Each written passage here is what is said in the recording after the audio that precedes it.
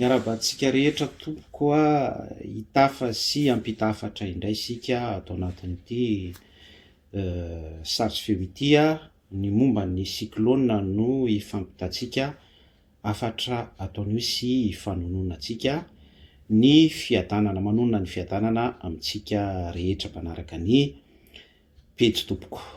Gezania fity ireo cyclone anankiroa ireo a no ilazantsika sy ampitantsika afatra ataon'io araka ny fanoteneniko teo. Ny zavatra nahagaga ahy voalohany indrindra dia fantatsika fa ny rivo-doza amin'ny maha rivo-doza azy dia mitondra fahafatesana amin'ny ankapobeny amin'ny fahafenony mihitsy, mamela takaitra, mifaoka ain'olona maro, manimba zavatra be da be mihitsy a, zany hoe ny cyclone izany ny rivo-doza maha rivo-doza azy dia misy an'izay a teny anankiroa hoe rivotra sy loza izay a dia tena endrim-pahafatesana raha ataontsika rakorsy be ny fanazavana. Fa ny tena nahagaga ahy zany izaho izay mampita hafatra aminareo sady mampita hafatra sady a hoe fantatra izao fa rivo-doza mitondra fahafatesana andripaka ain'olona amelona sekela be ho an'ny firenena hitantsika ny zavatra niseho tany Mahajanga. Alevoara koa izany hoe Mahajanga izany dia fantatsika fa teny anankiroa hoe Mahajanga. Janga zany anefa dia mot izay cité imbetsaka mihitsy a, voatanisa imbeda be cité à plusieurs reprises ao amin'ny baiboly a fitsangajakana Mahajanga. De hitantsika ny sekela navelan'ny rivo-doza tany amin'ny faritry Mahajanga iny a, rivo-doza fity izany. Ary tsy tany ihany fa nanerana ny nosy mihitsy. Teboka ray voalohany zay hoe Mahajanga. Tsy fantatro hoe maninona no nantsoina hoe Mahajanga ny faritany anankiray nefa fantatsika tsara ny hevitra izany hoe Mahajanga. Raha amintsika miresaka zao a voatsela no nisy an'ilay statistika navoakan'ny fanjakana ny amin'ny tahan'ireo mitondra ny tsimok'aretina VIH, sida, séropositif any amin'ny faritra Mahajanga iny. Zany hoe tsy kisendrasendra izany zavatra rehetra ambaratsika rehetra izany. Za de mampita mesazy fotsiny a par rapport amin'ny zavamisy mikorina eo amin'ny fiarahamonina ary mitondra ny interprétation amin'ny fahatsapako sy ny fahafantarako amin'ny efa mpandinika tontolo ara-panahiny tenako afantatsika rehetra sy ireo zay mitovy fijery amiko a. Juste mampita mesazy fotsiny a après an tsiraray samy amin'ny interprétation any avy. Voalazantsika teo hoe rivo-doza. Ary ny tena nahagaga anao hoe rivo-doza de atsoitsika hoe fitia. Zany zavatra izany hoe tsy mahatonga atsika hieritreritra, tsy mampisaina sy mampieritreritra atsika ve izany deux tailles izany, tsy mba nandinika an'izany ve ianareo? Tsy mba nijery fotony an'izany ve ianareo? Tsy fantatro. Mampita mesazy fotsiny aho a. Zany hoe isika izany a miantso fity amina trangan-javatra mitondra endrim-pahafatesana sy trangan-javatra izay mandringana eo amin'ny fiarahamonintsika malagasy. Rivo-doza izao dia antsointsika hoe fitia. Amiko izany zavatra tokony ho tiantsika izany, izany zavatra tokony hiantsapazatsika hitadiavantsika fitia dia raha izany ho antanenareo a dia ny fiainam-bavaka, ny sitrapon'Andriamanitra, ny volonté divine, ny ao amin'ny tontolon'ny soratra masina, fiainana mandrakizay. Raha izany ho antanenareo a, sika dia mifampita hafatra, mifanoro a, de mitondra an'izay fanitsiana izay eritreretiko fa hevitra mahasoa surtout ara-panahy ahafahantsika mitodika any amin'ny fiainana mandrakizay Izay zany no zaraiko sy atoroko eto a anareo rehetra izay efa mpanaraka ny pejy. Zay ny amin'iny hoe efa rivo-doza izao de mbola tsoina hoe fity.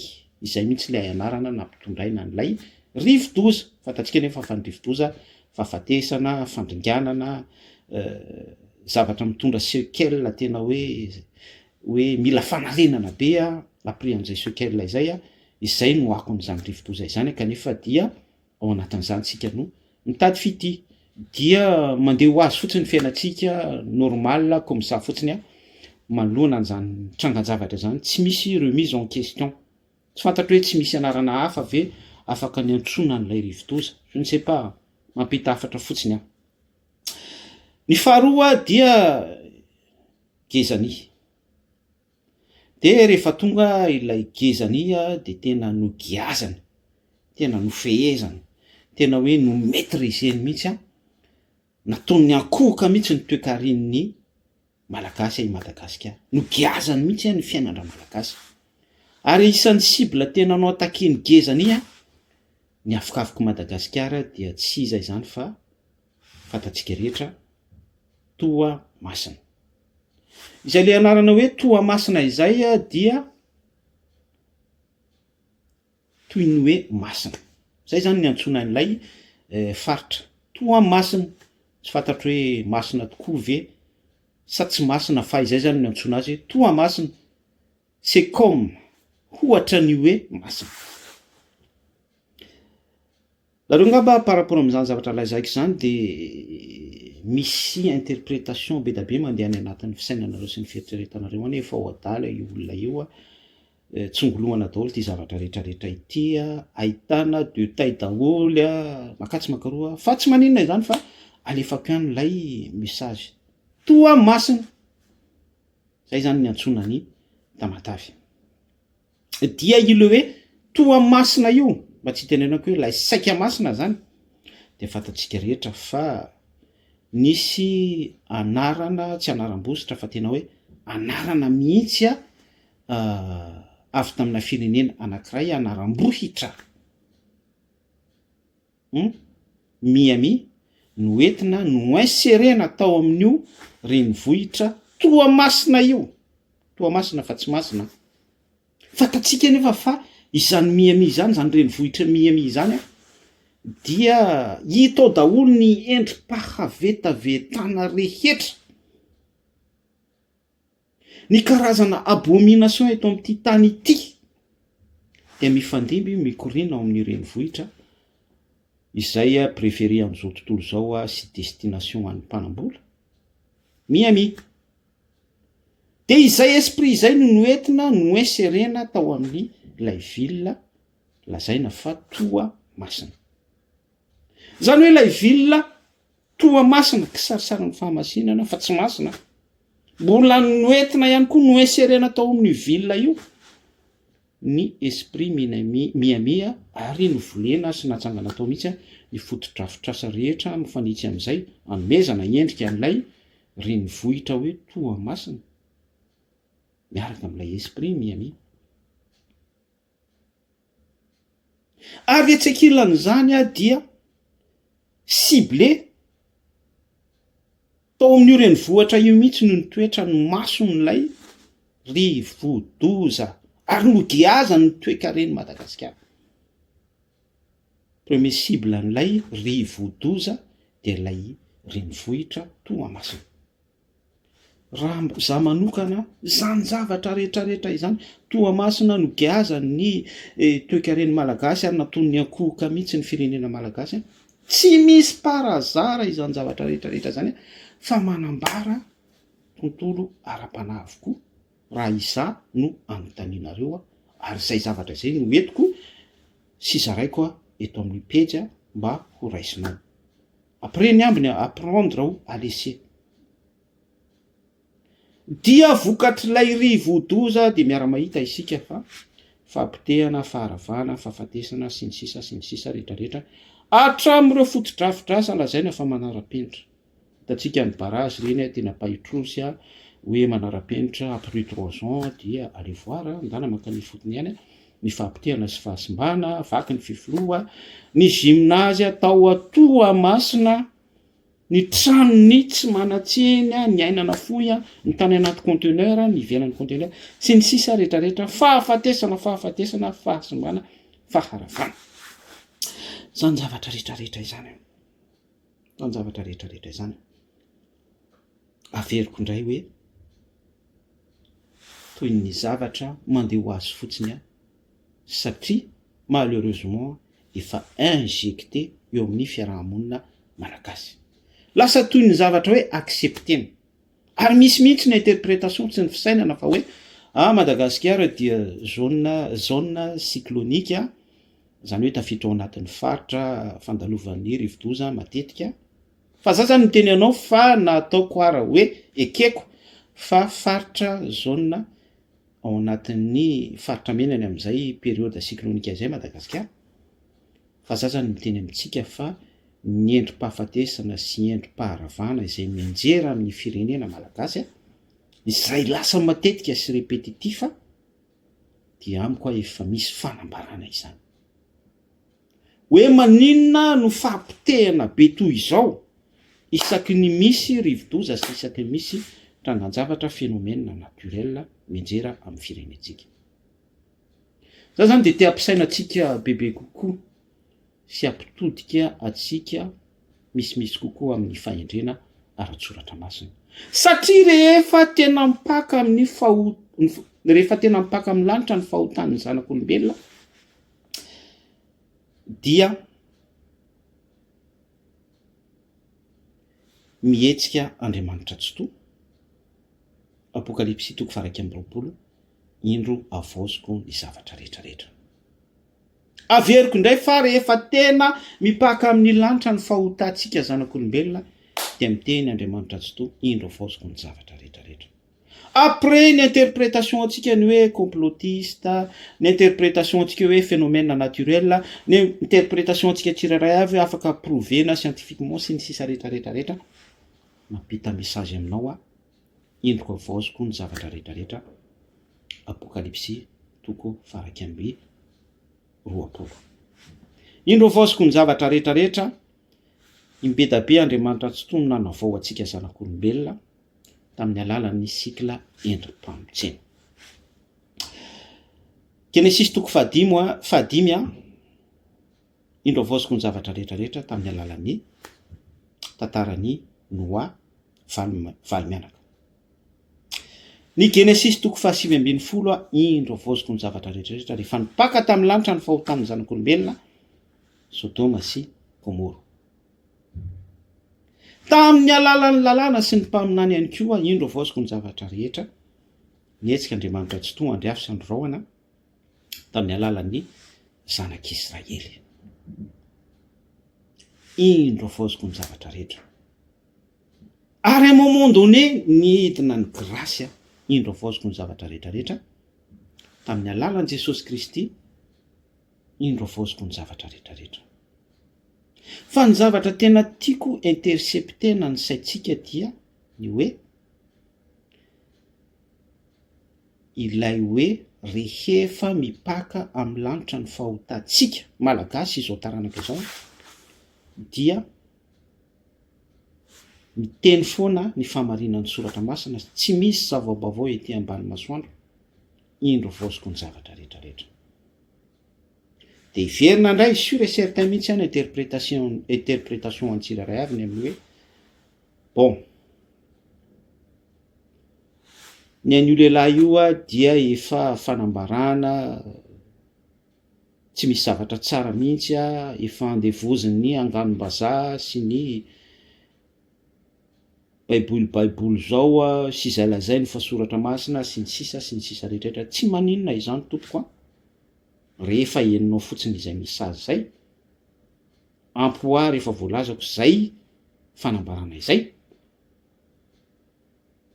fa za de tena miteny aminao fa Andriamanitra dia te hanavao antsika zanak'olombelona foana ary te hampitodika antsika ny amin'ny sitrapony. averiko indray Andriamanitra tsy toa dia manavao antsika zanak'olombelona foana, manavao an'izao tontolo zao izy ary mampitodika atsika amin'ny sitrapony. Par rapport amin'ity tranga seho cyclone ity, ahoana ary ny endrik'izay fisehon'izay hoe Andriamanitra manavao izay.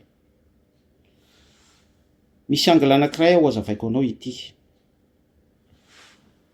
Sika zanak'olombelona tsy manaja ny natiora, manapaka hazo be fahatany, mitrandratrandaka fahatany, uranium, fasy mainty, sy ny sisa rehetrarehetra izay nomen'Andriamanitra antsika ho amin'ny resaka biodiversité, firindran'ny tontolo iainana sy ny sisa rehetrarehetra. Nefa isika amin'ny intérêt atsika sy ny filantsika sy ny consommation atsika, ny filanofitsika sy ny esprit mifangaro amin'izay dia mandeha ny fitrandrana, ny exploitation, surexploitation sy ny sisa rehetrarehetra dia tonga amin'ny catastrophe naturelle isika.